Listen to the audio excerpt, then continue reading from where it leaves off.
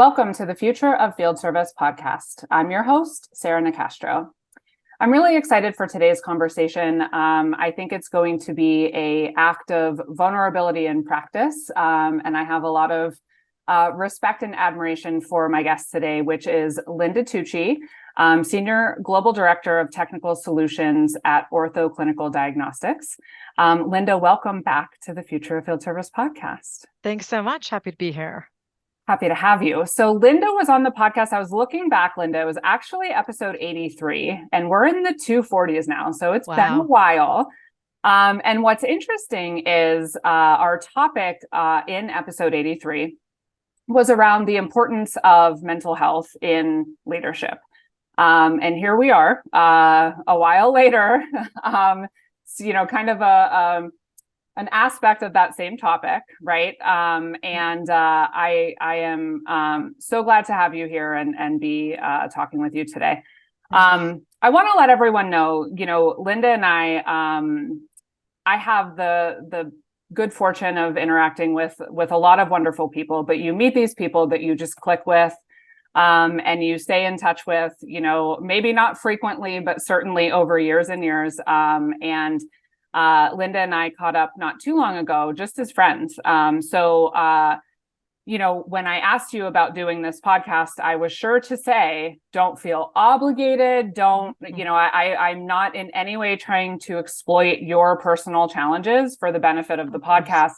Rather, you were commenting on all of the lessons you've learned through the journey that we're going to talk about today. And I thought, not only might it be cathartic or empowering for you to share some of those, but I absolutely know that it will be beneficial for others to hear as well. So thank you for trusting me here and for sharing with us. So what we're going to talk about today is what Linda has learned about leadership through her breast cancer journey.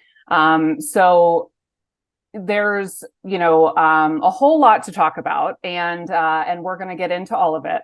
But before we get into the personal stuff, there's also been a lot of change in the professional side of your life and with ortho. So can you let's first just talk about that and give people the background of your leadership role, your history in that regard, and then we'll go from there. Perfect.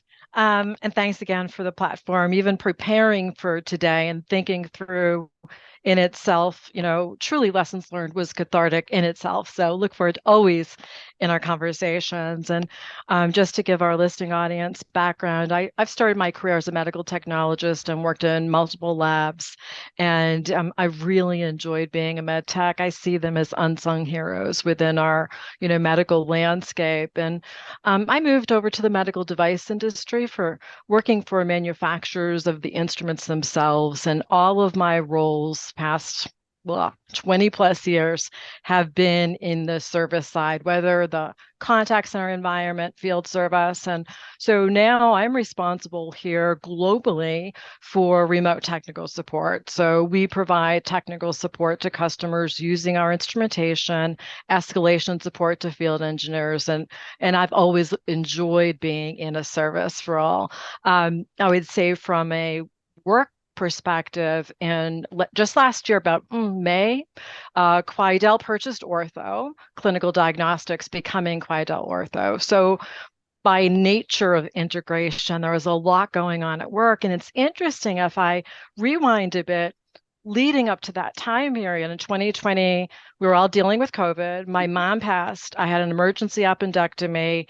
I bought a new house. I moved. And it was just when I felt things were getting, I'm going to say, almost acclimated to the new normal, we started an integration and I get diagnosed with cancer. So I was stopped in my tracks. And, for me, not only as I started to educate myself, I would say the one thing I knew in having already done some research on breast cancer is that what I didn't want was triple negative breast cancer, because it's trickier to treat. And of course, that's how things unfolded.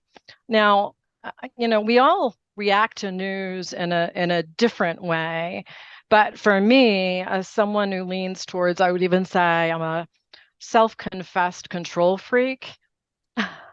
It was really hard because I had to accept I had no control. And Mm-hmm. so one of the things that was important for me to not only educate myself, but to say, what can I control? And for me, that was what went in my body, on my body, how I moved my body, Mm-hmm. and just to ensure that I was nurturing the spiritual side of my mind and how I showed up in the world became more important than ever in my life. Does that Mm-hmm. make sense? Yeah. Yeah.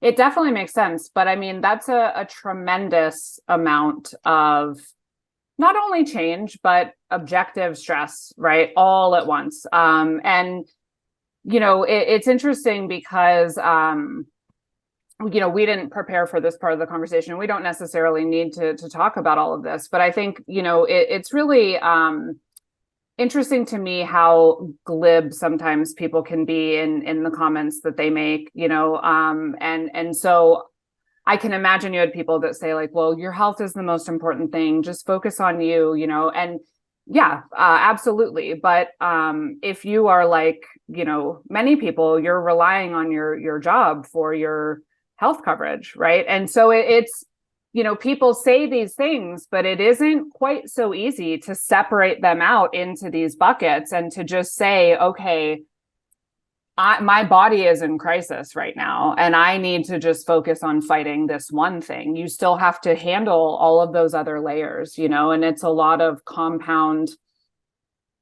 things going on at once. And I can imagine, tremendously hard.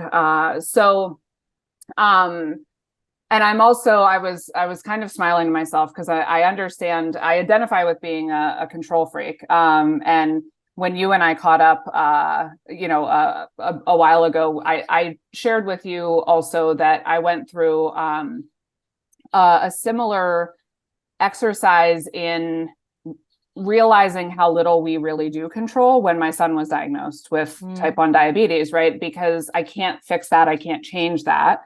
But I have a feeling you probably jumped right into, okay, well, I can't control this thing. So what can I control? Right. And to your point, okay, I'm going to start doing the research. I'm going to start learning everything I can, et cetera. So I think, it's, I can only imagine, what you've been through trying to juggle all of that because, like I said, it's easy for someone to say, well, just focus on you. But in a lot of ways, when you're an adult in the world, it's not quite that simple. So, you know, I guess, is there anything you could share about how you have balanced things? I'm sure it's been imperfectly, but knowing that a lot of people end up in situations where they do have to juggle these competing challenges, priorities, regardless of what they are. How have you tried to, take care of yourself while still taking care of the things that you need to take care of? Yeah. It's a great question. I can answer in a lot of different ways.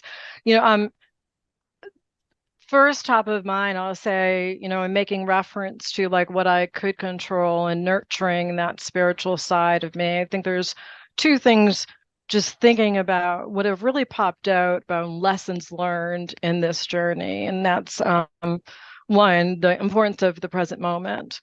And also secondarily to me is the value of suffering. So, we could talk about mindfulness for hours, right? And and quote, Eckhart Tolle, The Power of Now, and even my own, I'm going to say, personal spiritual formation when I was young, really focused on the present moment. But I had the natural grace to embrace it in a very different way, like almost on steroids. Do you know what I mean? And so by practicing being in the moment and doing what I could to be truly present, I'll be honest with you, it's now become so habitual for me to really say, how do I want to show up in this moment? In this moment, nothing is more important than having this conversation with you, and what a joy, right?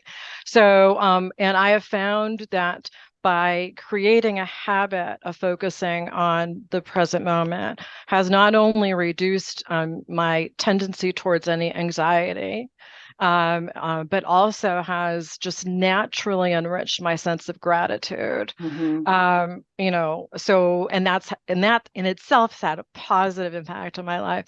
And I even say that when I look at this world today, there's so much that we could say, but I think we've lost sight of the value of suffering in itself. When Mm-hmm. you are hit with something, such as a diagnosis of cancer, right? It causes our focus to look inward, and there's many ways that you can react to that.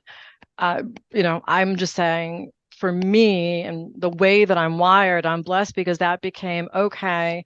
How do I want to show up? How can I help others through this journey, right? Because you can read like suffering leads to wisdom. While I can't say I've become wiser, I've learned lessons that have, I'm going to say, created a greater sense of wisdom in me. Do you know what I Mm-hmm. mean? And Mm-hmm. so I think I'm just beginning to really unpack, how this has impacted me. I'm going through this journey where there have been moments that have been very painful, Mm-hmm. but to come out to the other side and to see the degree of resilience, sense of humor, that just naturally has even emerged more so. Mm-hmm. I'm not sure if I fully answered your question, but No, that's that what's makes sense. probably. And I have a couple things going through my head. When you were talking about, focusing on the present moment, I was reflecting on how important that is in so many areas of our lives, right? And how a lot of our angst can be self-inflicted by getting away from the right now. Do you know what I mean? So Yeah. whether that's personal life or professional life, I mean, for most people, I think they all blend together, right? It's oftentimes when you are the most anxious, it's because you're looking so many steps ahead instead of, so if you think about it work wise, like, what do I need to do right now? And Yeah. if I do the next right thing all the time, I'll look back and see that I was going on the right path. And that's not to say we don't need to strategize or be forward thinking in any way, but a lot of times we're trying to jump through all of these moments of growth and learning to whatever the outcome is, and I think same in our personal lives, right? It's when I feel the most overwhelmed, it's because I'm thinking about things that are really relevant to today, right? Or Mm-hmm, this mm-hmm. moment, I also was thinking of something I read or heard not too long ago, and unfortunately I don't remember where. But I'm curious your thoughts, if you don't mind me just adding in a curveball, which is I remember the point. Like I said, I don't remember who it was or if I heard it on a podcast or read it in a book, but it was talking about how oftentimes the hardest things we'll face in our lives, the anticipation is worse than the experience itself. Not Mm-hmm. that the experience itself isn't so hard, but once you start going through it, to your point, you're kind of forced to do so moment by moment, where the anticipation, you're thinking about the whole big thing, right? And I just wondered if you feel there's any truth to that for you, of, in your experience, what that's felt like. Oh, it totally resonates with me, and those lessons of staying in the present. There are some aspects of just even my treatment, between the chemo and other aspects of my surgery that were, if I knew what was going to happen to me, maybe well in advance, the anxiety can shoot up. Now, what I'll say that the resilience that I've built in, even if I know, and I do want to know things in advance. I'm not one of those people, oh, don't tell me. I don't want it in my head. It Mm-hmm. doesn't bother me. I know how to control so that I don't allow my mind to spiral out of control. Mm-hmm. But I place it with the, okay, I know it's going to happen. It's going to happen at this time frame. Let me go back into the present moment. Because if I lose my joy in the present, there's all this good stuff you lose, Mm-hmm. right? And the worry is not going to add value. What I have found also, and I think you alluded to in the prior question, which I didn't fully answer, was like balancing everything. because I started really focusing on, say, what matters most. Now, to your point, of course, practically work, I need my healthcare coverage, but I also get great joy from work. A lot of my best friends are at work. And so there's the element of compartmentalizing, whereas now's the time for me, Mm-hmm. right? And also lessons learned that I had to say goodbye to some unhealthy relationships I've had with work, Mm-hmm. and that Mm-hmm. it's okay, right? So I would say on this journey, I think it's not the natural tendency, right? Because, I mean, we could just read a newspaper. Well, actually, are there even newspapers today? We could listen to a YouTube, what's happening in the world. You could easily get overwhelmed. Mm-hmm. What I see is the great beauty in the world and the amazing people that I'm surrounded by. And so I choose joy, I choose happiness, Mm-hmm. and regardless of how things have unfolded, like I mentioned to you, I'm comfortable sharing, even though this is really getting transparent, my chemo didn't work. So when I got that, I was expecting, okay, I'm going to do this. I'm going to do this. Check, check, check. And Mm-hmm. I'm going to get, the big prize at the end. And that didn't happen. And I had a pause, which was almost overwhelming. Like I was like, well, wait a minute. I didn't think this was going to happen. And it was really interesting for me. And it actually took me a while to really dive into that and say, are you really committed to the present moment? What have you learned? And I'll be honest with you, that moment of almost devastation or Mm-hmm. I can't call it despair. I would call it depression, Mm-hmm. became a springboard for me. And then Mm-hmm. I realized, well, the reality is, I've got this little thing hanging over my head, with a high potential recurrence of cancer, but it has made me see the world differently with Mm-hmm. fresh eyes, with new eyes. And I think that's made me a better person, to be blunt. Yeah. Yeah. So, so when we think about, how these huge changes within yourself and these lessons you're learning, um, really, and then you're doing it all in real time, right? Because you're still showing up every day, which is just incredible. But when you think about how those lessons have changed you as a leader in your professional life, what are kind of the points you would say stand out to you the most of, what how you show up differently as a result of this journey? Mm. Um, it's interesting. It makes me think of a story or a moment in time. Um, as I was preparing and looking at what I could control, and I told the people at work that I think I needed to, or who deserved to know became more before it became more publicly known.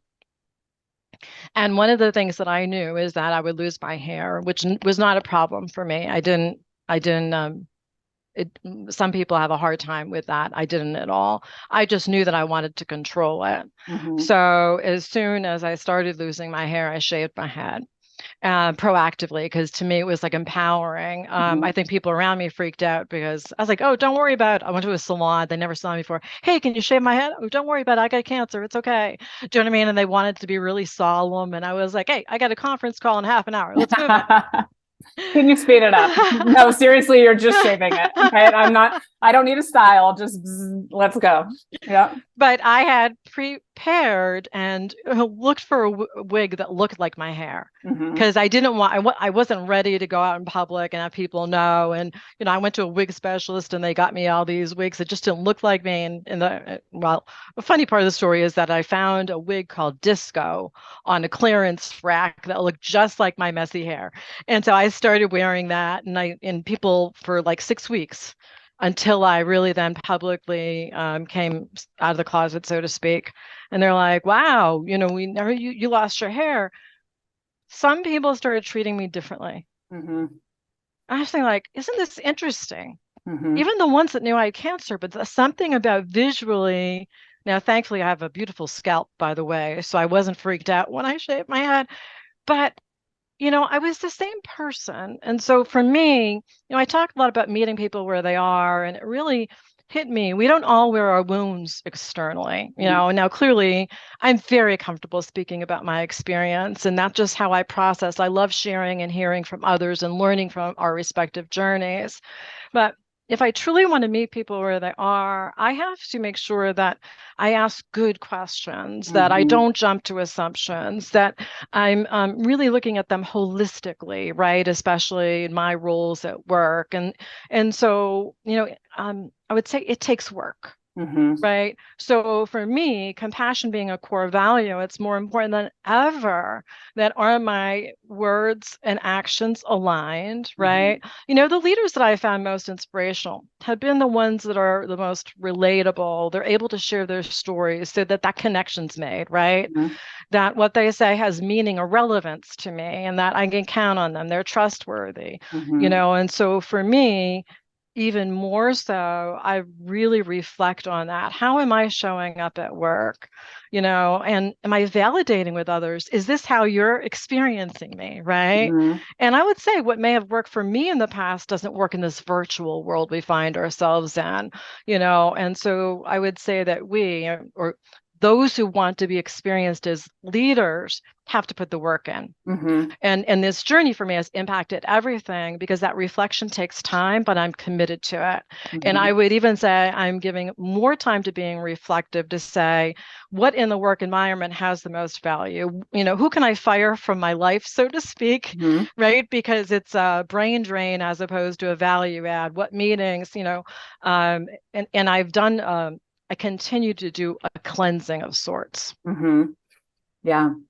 I like that. And I shared, a couple days ago, on a customer, community group I was running, that I was at a conference a few weeks ago and I was talking to, this woman from Electrolux that I presented with, and we were just chatting about a lot of different things, but she was sharing that she had recently incorporated this practice where on a weekly basis on Fridays, she writes about one thing that's given her energy throughout the week and one thing that's taken her energy throughout the week. And then she can reflect on those things and determine how to do more of one, less of the other. And, I think that's a great sort of process. And going through something like what you're going through just really emphasizes the importance of not wasting your energy on things that are just, not valuable to you, not enjoyable to you, and not necessary, right? So one of the things that I loved is when we chatted about this, you mentioned that pre all of this, I think even, you can correct me if I'm wrong, but I think even pre-COVID, which changed everything for a lot of people, you said that you would always conduct a practice of reframing your leadership every other year or so.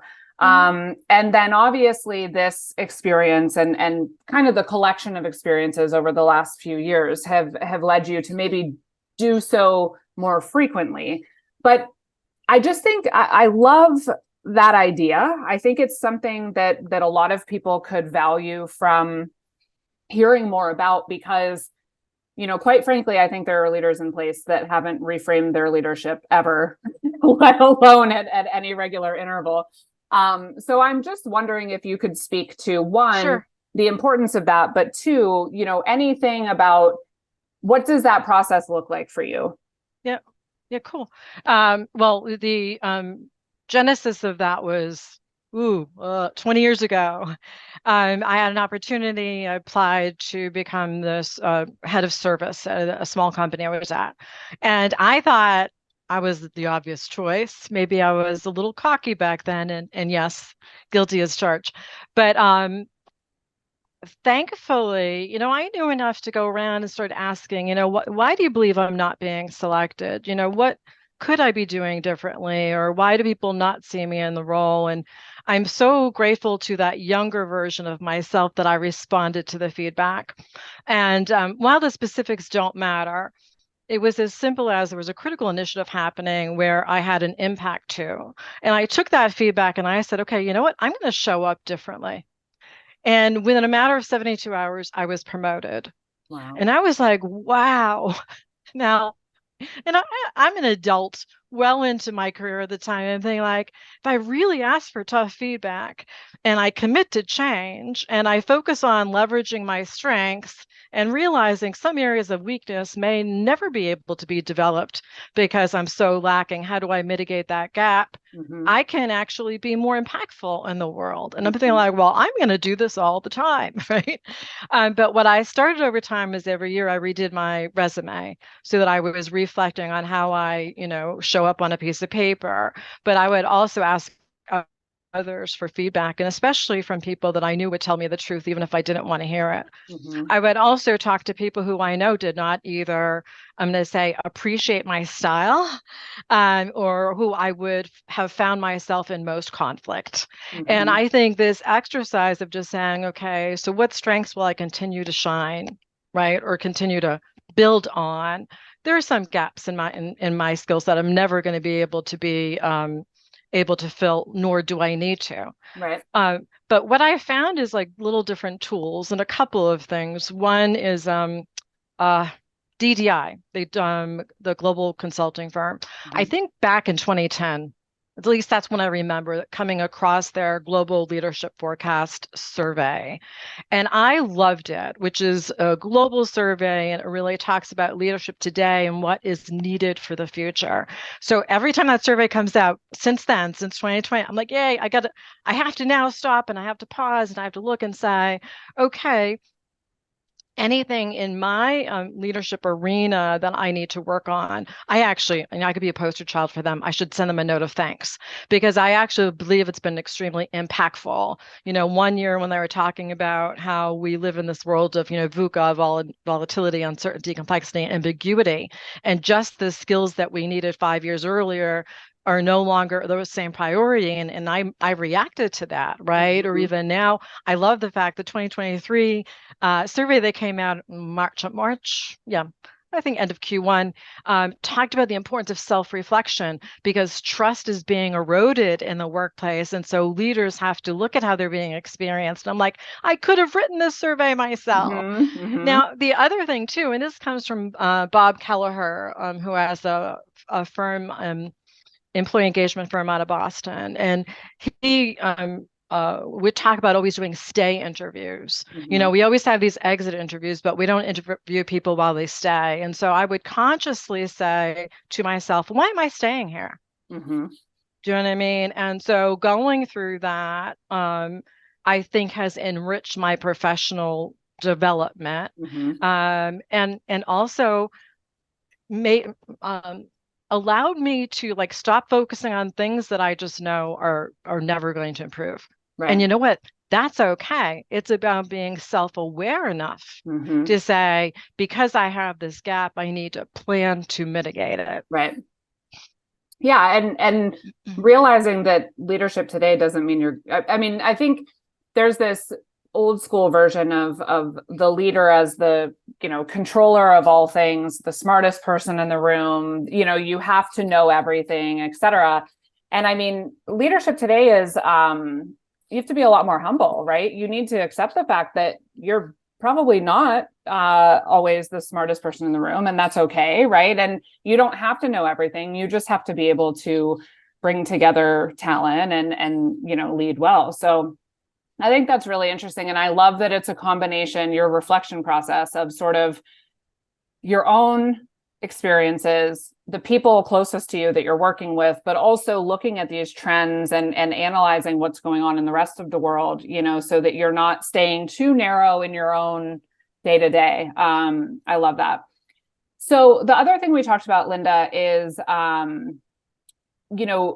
needing to pull back on some of the things you were doing, right, to conserve energy for this personal journey that you're on. And I remember actually the first podcast we did together, we talked about, when you went through your mom passing and you needed to get better asking for what you need, right, and saying what your truth is, and not being ashamed of that or feeling you need to apologize for it. And I'm just curious, how you did that through this journey. How did you continue to ask for what you need, to look for the things that you could let go of too. Yeah. Yeah. It's interesting because I just think, especially being in a service role my entire career, it's so often that we default to yes, right? And and I earlier mentioned, looking at those relationships that I could remove from my professional life, and actually even personal people that were not enriching me or my experience. And then also saying, well, what can I provide to my organization? That a little bit more rigor around governance was something we identified. It's not perfect yet, but we've been working on it. And then also too, delegating in a way that I could be okay with allowing things to crumble and really not, it's my own ego that would want to go in with my mighty mouse move and save the day, right?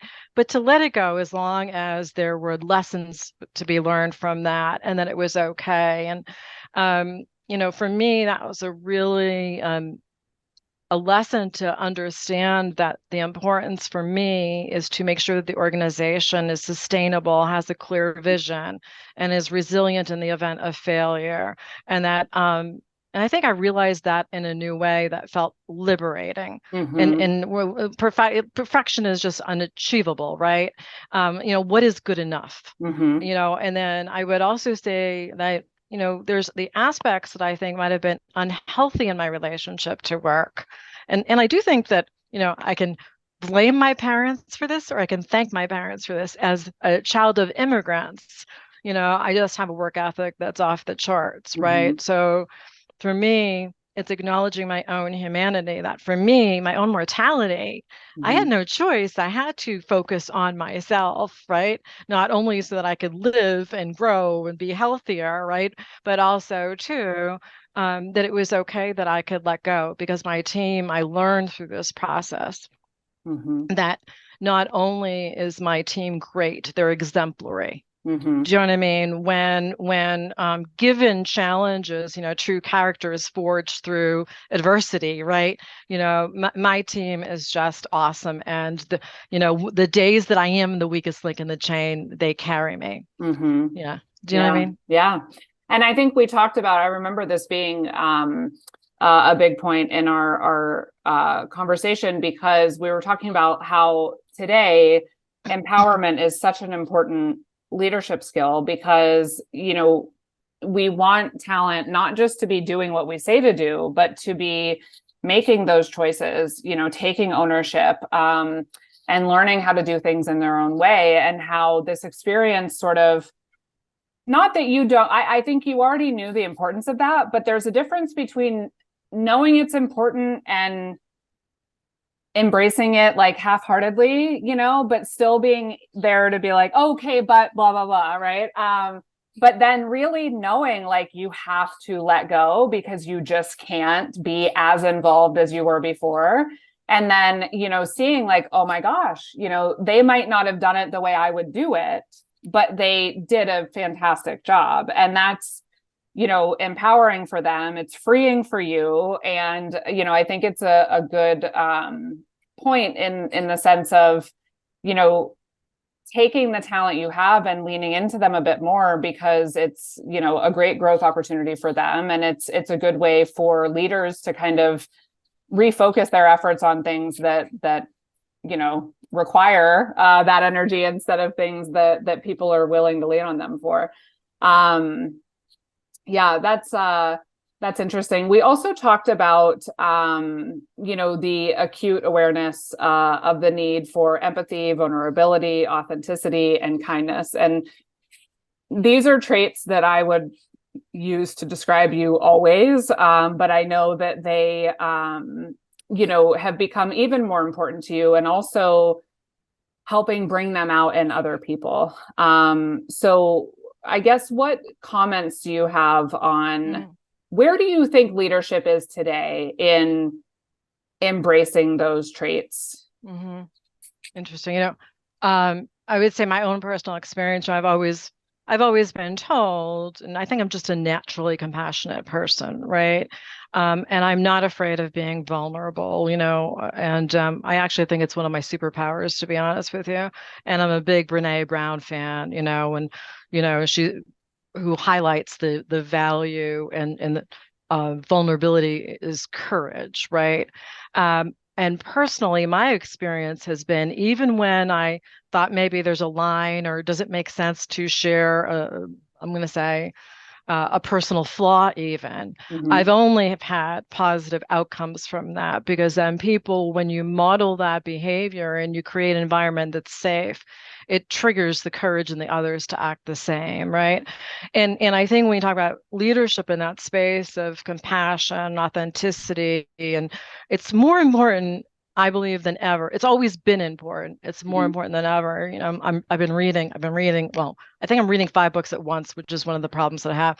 But Gallup's Blind Spot, the global rise of unhappiness and how leaders missed it, or something like that. Mm-hmm. And we have this epidemic, this hidden epidemic of unhappiness. Mm-hmm. So we spend so much time at work. I think it becomes increasingly important as leaders. What's the environment that we want to create, and how do we model that behavior? And I think there's when you give clarity and you set ground rules that you are modeling the behavior. I always say to my team, mutual respect is the price of admission to our team, right?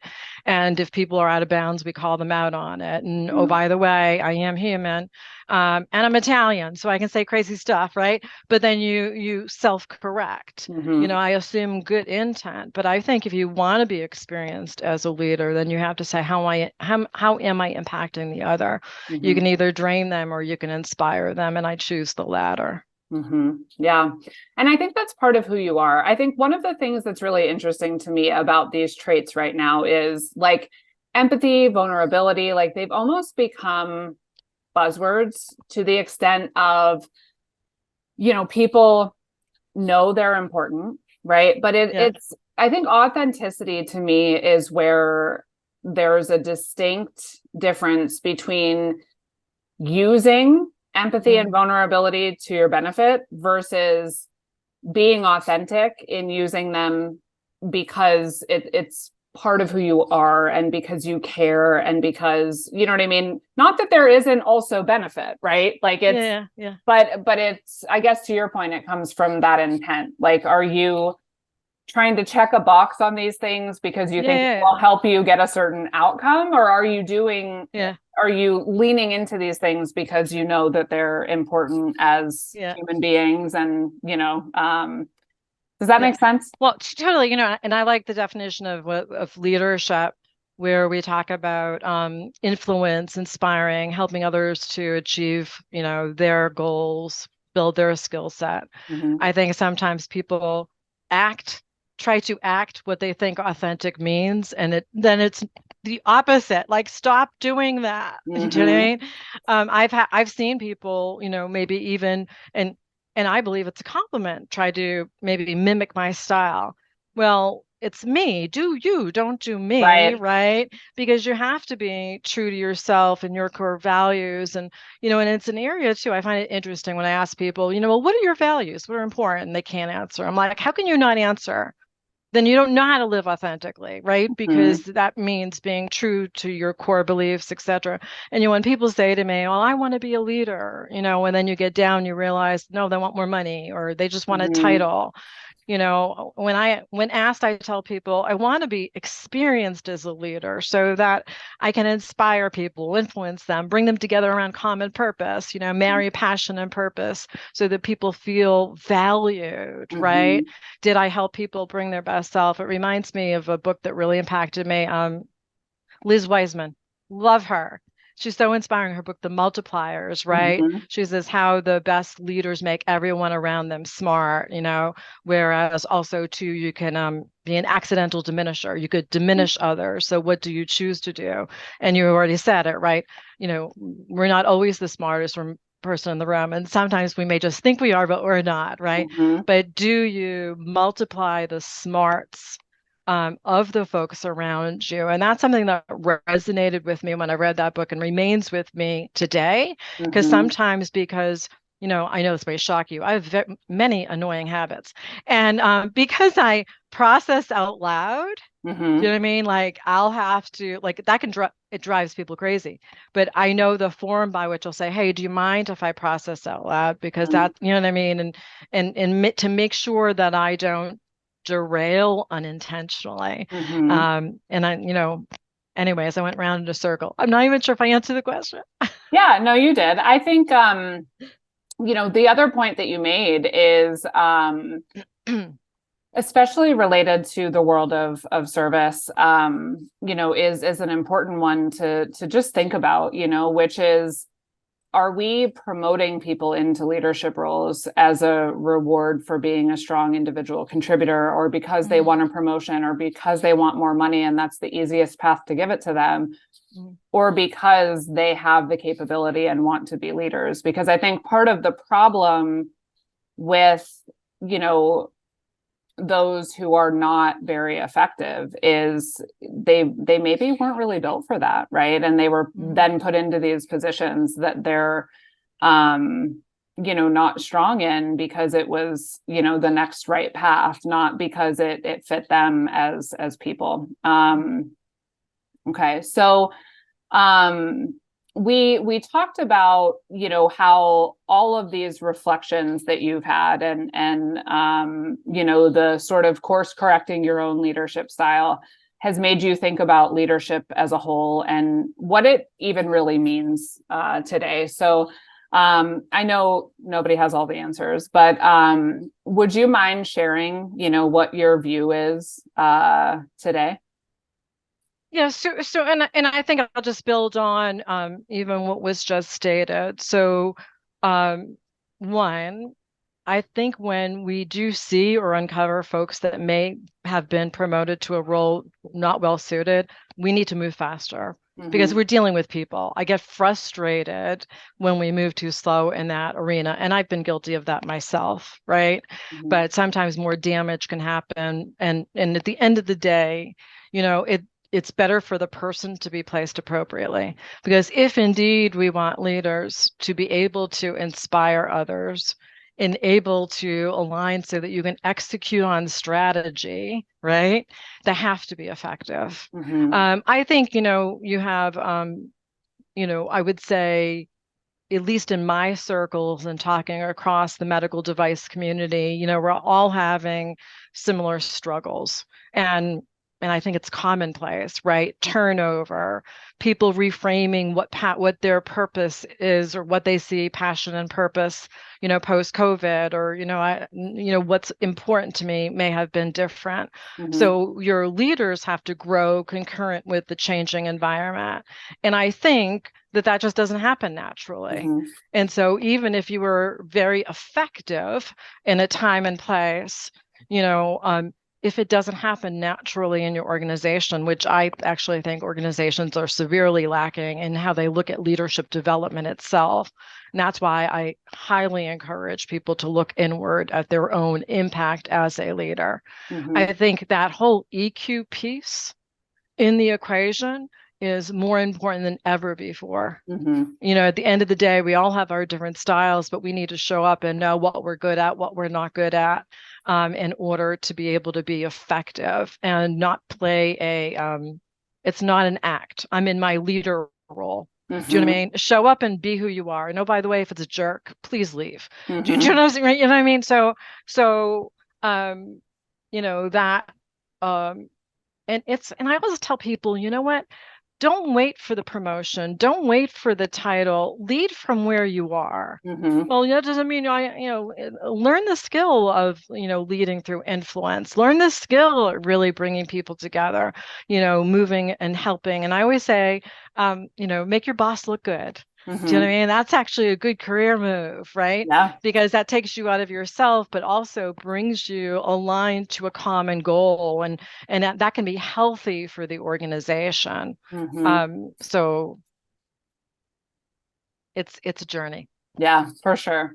And speaking of journeys, I know, yours has been challenging and, a lot of growth, a lot of learnings. we obviously wouldn't wish a cancer journey on anyone. But what, I guess, closing thought, what's, anything we haven't touched on or anything you would just want to reinforce to people, through this journey that you're on, that you would want to impart if people are, open to listening? Sure. Yeah, and maybe it's kind of like summation. The first thing that comes to mind when you say that is that first step for me is that if you haven't built a solid support system, you need to work on it. And it doesn't mean you're hundreds of acquaintances or friends about who are those people that are going to carry you, who are those people going to sustain you, who are those people going to tell you the truth, even if you don't want to hear it. That's the number one thing that is necessary. I say secondarily, clearly it's a theme in this conversation, the importance of self-awareness. I can say, because of good habits that I've established for years, and I'm still learning all the time, right? It's allowed me to see this experience as a learning journey and embrace it, right? And there have been moments where I fought a degree of depression, and we talked about, right, that, but they've been fleeting, and I can honestly say, not one moment have I been bitter or really experienced despair. And I'm blessed by that. So, you can't define yourself by work or an illness. It's just part of you as the whole, right?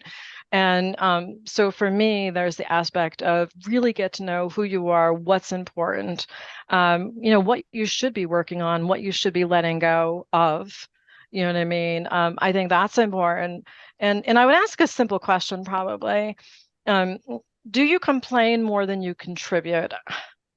And if you do, go back and get a support system that's going to tell you the truth so that you can go back and work on it. And, and something that's just been part of this for me is that, what would your thoughts be on your deathbed? And so do you know what matters most to you, what your core values are? We've talked about what does living authentically really mean, but you have to do the work. You know what I mean? If not, go back and get a support system who will tell you the truth, right? Anyways. Yeah, I appreciate it so much.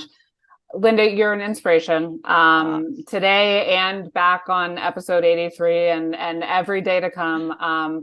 I am so thankful for you and honored that you would come here and have this discussion with me and with our audience. So thank you so much for sharing the lessons you've learned, sharing, yourself authentically with us. It's an honor. Thank you so much. And I want to thank you for this opportunity and also allowing me this forum to share my story.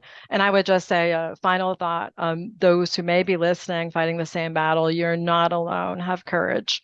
And I can say that I'm praying for you every day. Thank you so much, Linda. Really appreciate that. If you want to go back and listen to Linda and I's first conversation, it's episode 83. You can find it at futureoffieldservice.com.